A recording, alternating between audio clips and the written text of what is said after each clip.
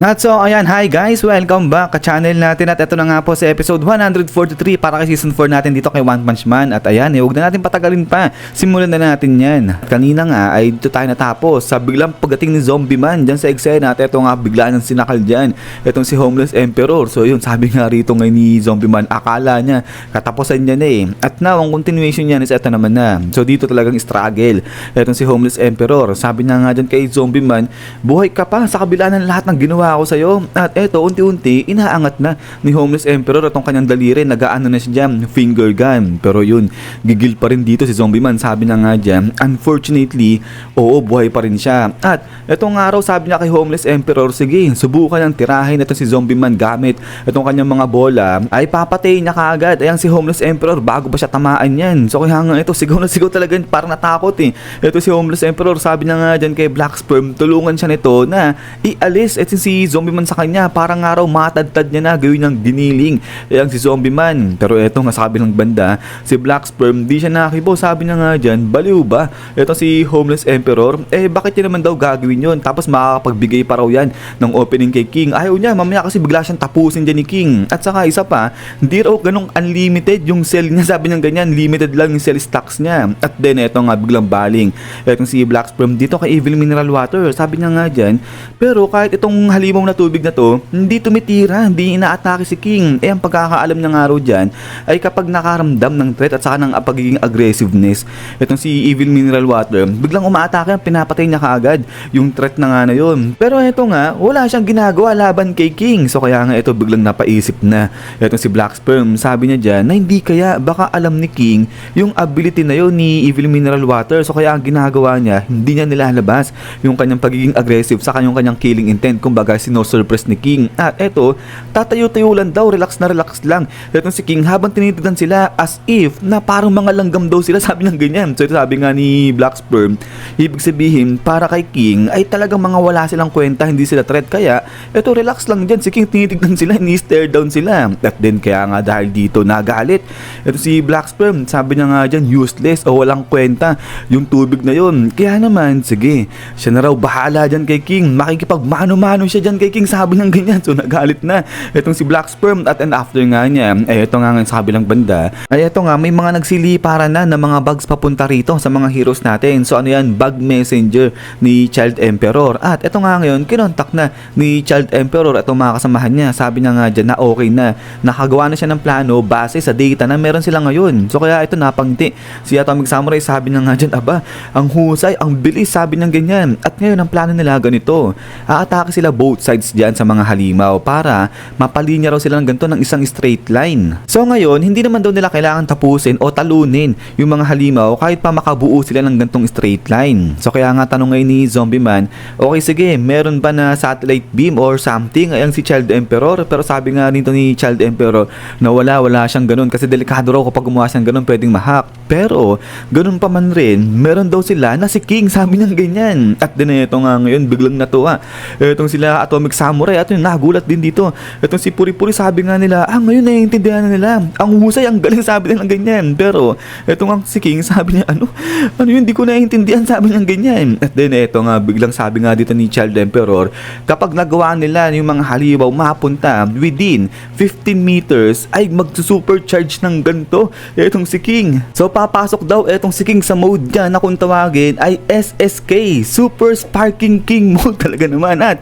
dito nga araw ngayon, i-release ni King itong kanyang Supreme Purgatorial Explosive Heatwave Motion Gun. Grabe, sobrang haba. At dito nga, dahil nga dyan ay makapupulbos na, matatalo ni King yung mga halimaw at wala raw ititira na kahit na anong trace ayang si King ngayon. So dahil nga raw dito sa paraan na to, matatalo nila lahat ng mga halimaw na yan na hindi nga nila alam, hindi nga nila malaman kung ano yung weakness niyan. So ngayon, sabi nga rito ni Child Emperor, tuloy niya pa na low na lang, mababa na lang yung kanyang sugar. Pero luckily, ayun, nakahit siya ng napakagandang plano. At then eto nga ngayon, biglang napatingin sa taas niya itong si King, napatingin siya sa kalangitan. Sabay sabi niya nga dyan, ngayon naiintindihan niya na sugar intake is important. Sabi niya ganyan kasi nga diba, parang di na makapag-isip ng maayos eh. Ito si Child Emperor, ibig sabihin ito ni King kasi mababa na yung sugar niya. But anyway, sa pagkatapos nga niya, na ito nga ngayon, bigla na siyang tinawag na ito ni Black Sperm. Sabi niya nga dyan, ikaw King, sabi niya ganyan. So tingin si King dyan kay Black Sperm. At eto ngayon sabi ni Black Sperm, currently yung kanyang bilang ay may total na 11 trillion plus. Tapos kapag sinama nga raw dyan,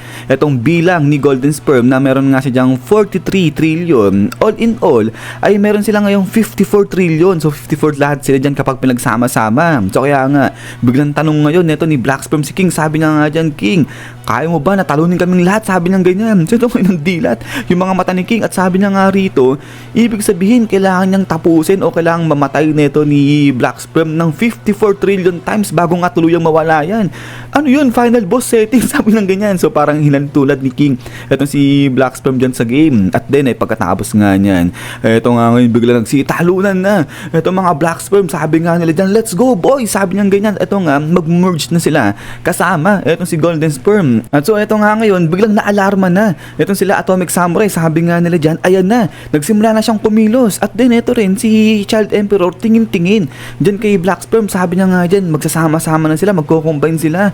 Mas madali na to, sabi niya ganyan, kasi magiging isa na lang etong si Black Sperm. So kaya nga ito sigaw, etong si Child Emperor, sabi niya nga dyan, King, eto na yung pagkakataon, gamitin mo na yung kapangyarihan mo. At eto nga ngayon, sabi nga ni King, teka, anong chance? Sabi niya ganyan. At eto nga, talaga ng dilat na nanlaki yung mga mata ni King habang pinagmamasdan niya na nagsasama-sama na rito eto mga Blackie. At then after nga niya, istaro naman dito sa isang side na to ng Black Sperm. So yun, nagliliwanag na, sobrang liwanag eto si Blackie. At ang nangyari dyan, nag-separate pala ng 100 na Black Sperm etong si Blackie para ano raw yan, insurance. At eto ngayon, habang tumatakbo siya, ay bigla namang lumabas dyan sa harapan niya etong si Metal Bat. So grabe ang taas ng talo ni Metal Bat. At after nga niyan, blagag, dito bigla siyang hinataw nga nito, pero yun ikot-ikot lang dito nakailag etong si Black Sperm. At din eto nga ngayon, paglapag niya, nagulat etong si Metal Bat kasi nga may nakita siya ng something kay Black Sperm. At eto nga ngayon, umiiyak na etong si Black Sperm dyan. So kaya nga sabi ni Metal Bat, bakit? Ba't umiiyak? Etong itim na nga ito, natatakot daw ba siya? So ito, sagot si Black Sperm, sabi niya nga dyan na ikaw na single entity, sabi niya ganyan, di mo maiintindihan talaga kung bakit, sabi niya ganyan. At then after nga niyan, ay ito nga ngayon, hala sige, wasiwas dyan, hataw ito si Metal Bat, pero yun ilag-ilag lang itong Black Sperm na to habang umiiyak siya. At sabi niya dito ngayon na yung kanyang other 54 trillions ay magsasama-sama na, magko-combine na at lalaban na bilang isa. At ngayon, di na sila maghihiwalay pa kahit kailan. At ang tuloy niya nga rito na yung pagbibigay o pagsisilang ng panibagong buhay ay talaga nagre-require yan ng napakalaking sakripisyo, kaya naman napaka-precious at napakaganda nito. Pero eto nga, biglang talo naman dito sa side ni Puri-Puri dahil napuntahan niya na etong si Tatsumaki, saka nga etong si Genos. So kaya nga ito, dahil sumigaw na etong si Child Emperor, tinawag niya si King, sabi niya nga dyan na okay na, na-secure na nila si Tatsumaki saka si Genos. At ngayon, yung mga kalaban nila, mga naka-line up na. So kaya nga ito, gamitin ng araw ni King yung kanyang Supreme Purgatorial Heat Explosive Motion Gun. At then ito nga, biglang talo dito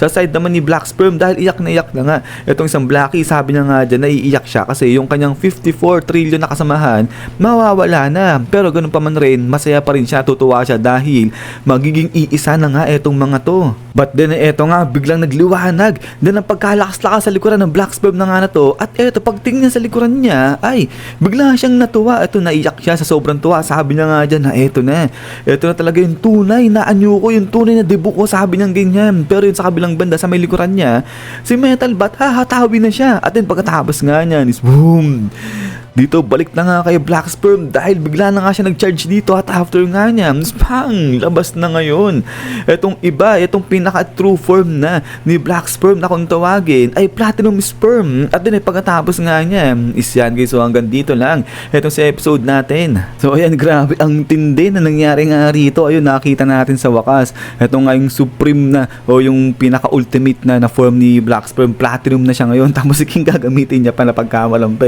gagamitin niya daw yung kanyang Supreme Purgatorial something na yun. Pero yun nga guys, ulit maraming salamat sa panonood dito kay One Punch Man natin. At yun pala, huwag niyo pala kalimutan yung mag-subscribe at i-follow yung ating Blue Up at saka yung ating second channel. So yun naman, sa lagi mag-ingat. God bless niyo lahat at kita-kits tayo ulit.